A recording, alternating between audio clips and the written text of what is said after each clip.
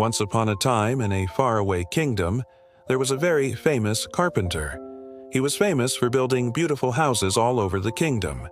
His hands were rough and his back was bent from years of hard work, but his heart was always proud of his work.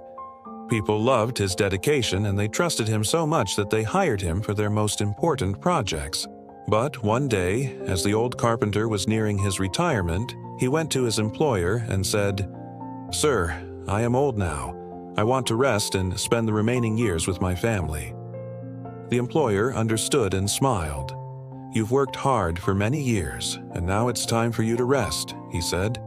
"But before you leave, can you build just one last house for me?" The carpenter hesitated. He really wanted to retire and spend time with his family. But how could he say no to his biggest client? And so, although he didn't feel like it, he agreed to build one last house. This time, however, everything was different.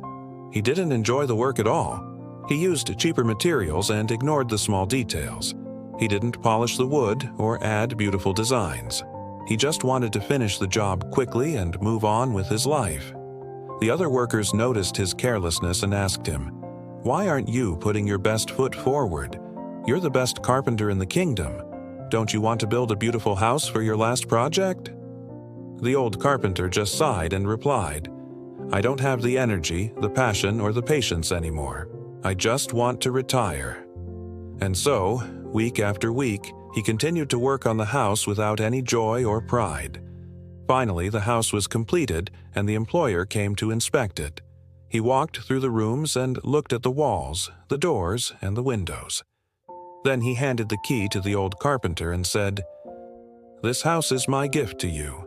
It is your reward for a lifetime of hard work." The old carpenter was stunned. He looked at the house with shame.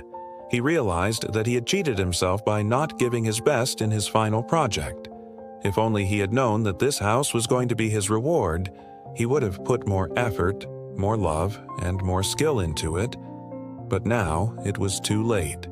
The moral of the story is that life is like this house. Every day we are building our future with every choice we make. If we cut corners, act carelessly, or give less than our best, we will be the ones who suffer. But if we live with honesty, dedication, and passion, the life we build will be strong, beautiful, and worth living. So, whatever you do in your life, always give your best, because in the end, you are the one who has to live in the house you build.